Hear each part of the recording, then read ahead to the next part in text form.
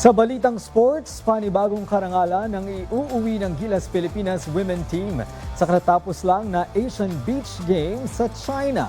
At Alex Ayala nag-skip sa WTA 125 Catalonia Open para dumiretso sa Italian Open. Si Dash San Pablo nakatuto.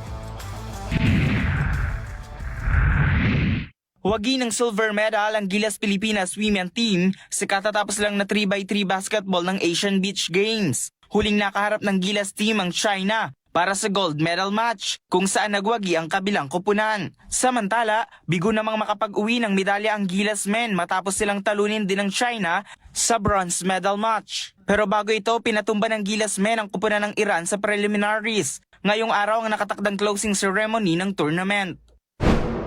Getting ready naman ang Pinay tennis player na si Alex Ayala para sa pagsalang niya sa WTA Italian Open sa susunod na linggo. Una lang nag-withdraw si Ayala sa WTA 125 Catalonia Open sa Spain para makapag-focus para sa higher stakes tournament ngayong Mayo. Sa ngayon nasa Mallorca ang Pinay tennis ace para sa training at paghahanda sa clay court game.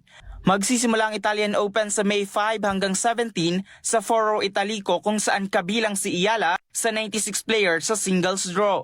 Dashan Pablo, IBC News.